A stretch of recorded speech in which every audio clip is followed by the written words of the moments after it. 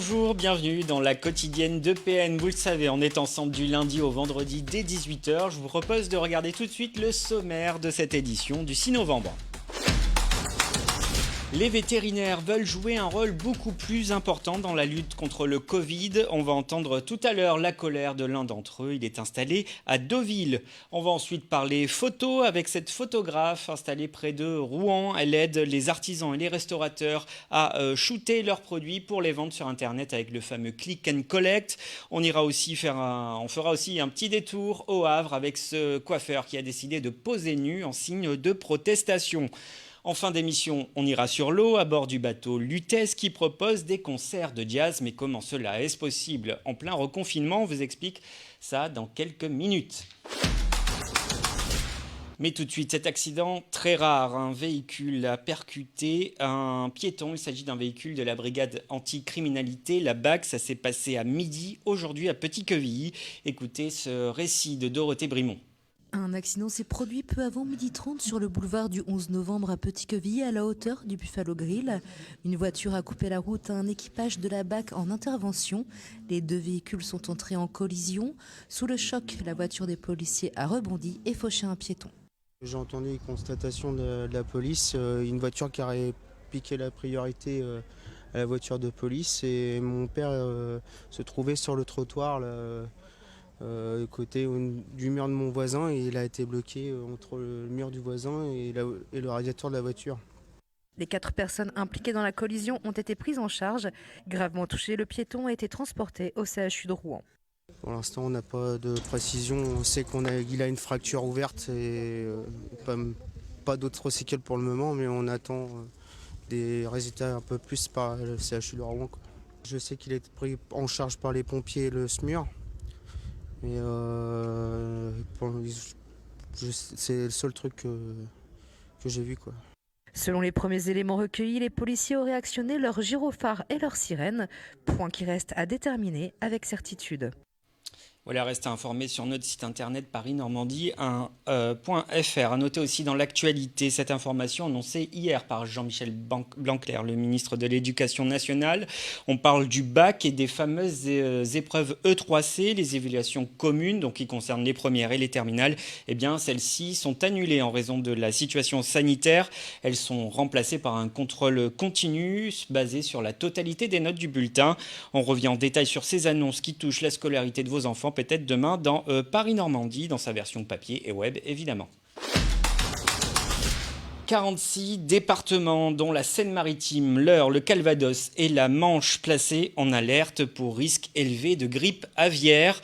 Ce virus est transporté par les oiseaux migrateurs. Les éleveurs ont donc été priés de confiner leurs volatiles et même les particuliers. Cela dans le but d'éviter une hécatombe chez ces oiseaux. C'est une transition donc tout trouvée pour parler de cette colère, celle des vétérinaires. On est en ligne avec l'un d'entre eux. Il est basé à Deauville. François Grandcolo, vous êtes en colère aujourd'hui, il me semble. Oui, on peut parler de colère. Je suis surtout un petit peu dépité de voir que lors, par exemple, du premier confinement, les vétérinaires ont été considérés comme négligeables. On n'avait même plus de masques, on n'avait même plus de gants. Ce qui m'a semblé une aberration. On était au front comme tout le monde, c'est-à-dire qu'on continuait notre activité, même si on faisait que des urgences ou tout du moins délivrer aux animaux des soins assurant leur confort. On était bien obligé d'aller au travail, on ne pouvait même pas protéger notre personnel, comme dans certains hôpitaux d'ailleurs. Mais, et là aujourd'hui, vous aimeriez, pardon, excusez-moi de vous couper, aujourd'hui vous aimeriez jouer un rôle dans la lutte contre le Covid-19 ? Moi personnellement non. Mais je pense que de ne pas intégrer les vétérinaires pour gérer une crise sanitaire comme celle-là, c'est une erreur. Je pense que les vétérinaires sont rompus à la gestion des épidémies, évidemment celle des animaux, mais il ne faut pas oublier que beaucoup de ces épidémies-là concernent des zoonoses, c'est-à-dire des maladies qui sont transmissibles de l'animal à l'homme. Par exemple, ça a été le cas il y a quelques années avec la brucellose, où simplement il y a eu un dépistage absolument massif et général de tout le cheptel bovin français. de façon à éliminer, éradiquer les cas positifs. Pour vous, c'est votre savoir-faire qu'il faudrait utiliser un peu plus dans votre savoir-faire dans le traitement des épidémies de masse?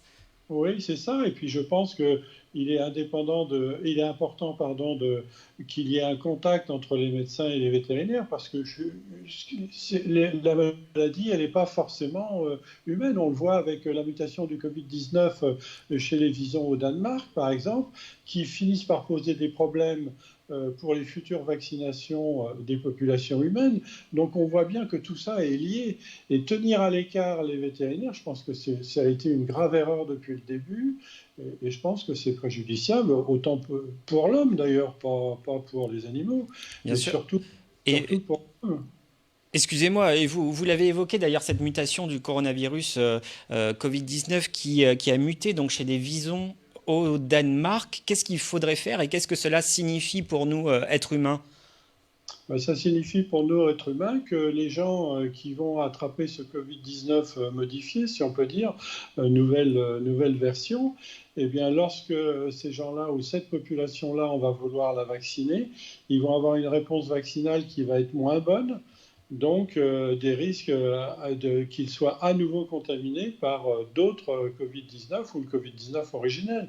Donc c'est pour ça que les Danois ont pris la décision d'éliminer la totalité de leur élevage de visons, ce qui montre bien que, et ils ne le font pas pour protéger les visons, ils le font pour protéger la santé humaine. Et ça montre bien, une fois de plus, si vous voulez, cette connexion entre les deux mondes, le monde animal et l'homme. Et je pense que de nous garder à l'écart, c'est pas pour une histoire comment je veux dire, de fierté mal placée ou de quant à soi, c'est simplement pour utiliser toutes les possibilités scientifiques. De même, sur un simple plan technique et pratique, quand les laboratoires vétérinaires départementaux, donc des laboratoires d'État, hein, comment je veux dire, ont proposé de faire à grande échelle les PCR de dépistage, on leur a au départ même pas répondu. Ensuite, comme un certain nombre de préfets, tout ça, sont montés au créneau, on a dit qu'on allait étudier le cas. Et il a fallu plusieurs semaines pour que finalement il soit autorisé du bout des dents à traiter des PCR humaines. On s'en souvient bien, ça c'était lors du premier confinement, hein, c'est ça. Et cette fois-ci, est-ce que vous avez quand même le sentiment d'être entendu par les autorités? On a la chance d'avoir quand même un certain nombre de vétérinaires dans les élus au niveau national. Le plus célèbre, c'est quand même notre confrère Larcher, qui est quand même le président du Sénat, qui s'est porté haut et fort la voix des vétérinaires. Parmi les députés, on a Loïc Dombreval, qui est de formation vétérinaire.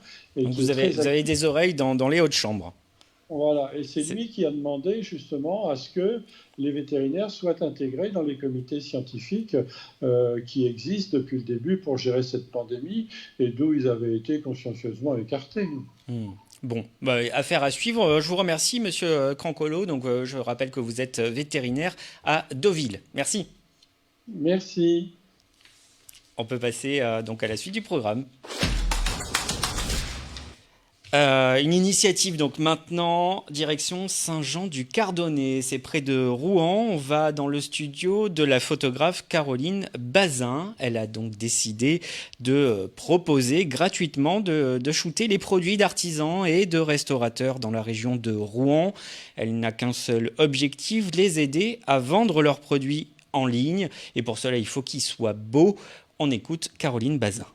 J'ai mis en place 10 créneaux là, sur le mois de novembre, où les artisans et les restaurateurs peuvent me contacter.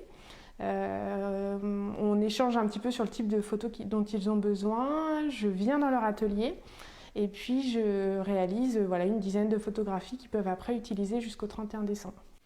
Voilà, jusqu'au 31 décembre et pas au-delà. Hein. Le but, c'est pas non plus de concurrencer ses collègues, ni même elle-même, puisque c'est son cœur de métier que de photographier des produits. Non, l'idée ici est de faire marcher la solidarité en cette période si importante pour les artisans et les restaurateurs, celle qui s'annonce, c'est-à-dire les fêtes de fin d'année. On écoute.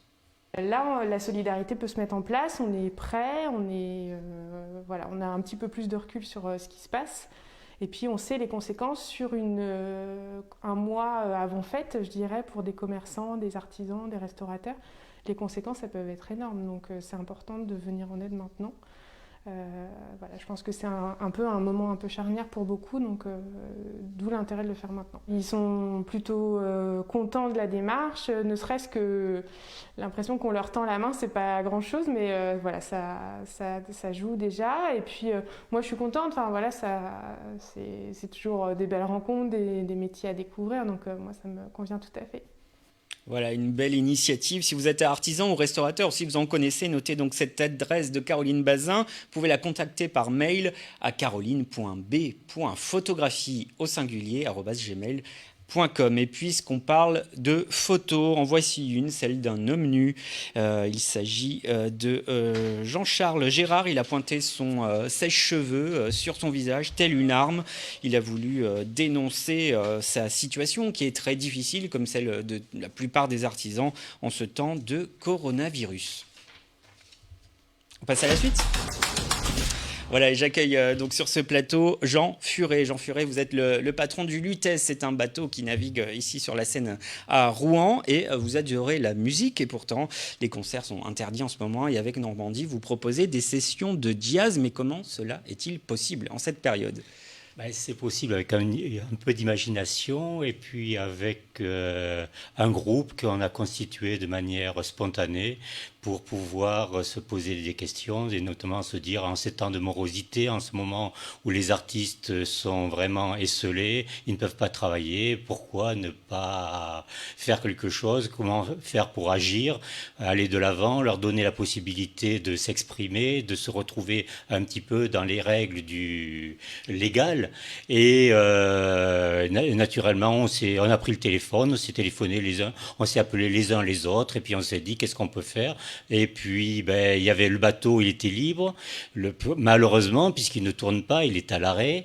Il y a une grande place, il a une sonorité, il a tout ce qu'il faut pour pouvoir faire, pour jouer. D'autant plus que dans la période normal, entre guillemets, on a organisé régulièrement des concerts, donc on s'est de manière spontanée, les musiciens, des gens de bonne volonté, on s'est regroupés, on s'est dit on va faire quelque chose et pourquoi pas enregistrer et diffuser puisque ça c'est possible. D'accord, alors j'imagine que les musiciens, donc Laurent Meyer, saxophone, Jean-Baptiste Gaudret, guitariste, et bientôt Clément Landais, sont heureux de jouer de nouveau, non ? Qu'est-ce qu'ils vous ont dit ?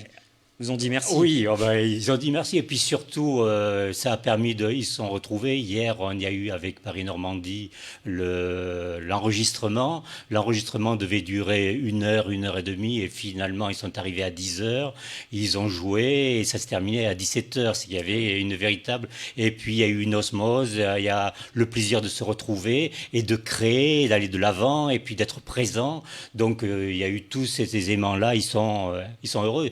Et parce que tout le monde fait ça de manière spontanée et ce sont de beaux gestes de solidarité. Bah oui, on peut d'ailleurs voir un petit extrait de cette émission enregistrée qui sera diffusée donc demain sur Facebook de Paris Normandie et aussi sur notre site internet. On regarde quelques extraits.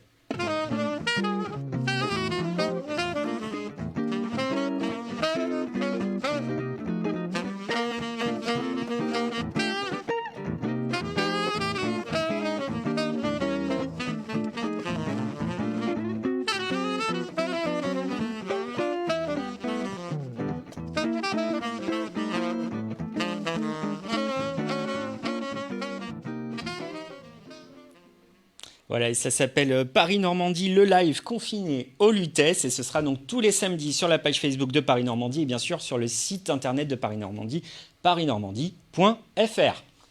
Cette émission est maintenant terminée. Rendez-vous tout de même demain dans les kiosques pour un gros dossier qui va vous intéresser. À coup sûr, on parle de cette possibilité donnée aux maires d'installer des radars dans leur commune sans l'avis du préfet. Je peux vous dire que ça fait polémique. On s'intéressera également aux routiers qui avaient beaucoup de difficultés lors du premier confinement, notamment pour se laver ou pour manger sur les autoroutes. Qu'en est-il aujourd'hui ? On fera le point demain donc dans l'édition papier. N'hésitez pas aussi à vous procurer les attestations de sortie préimprimées.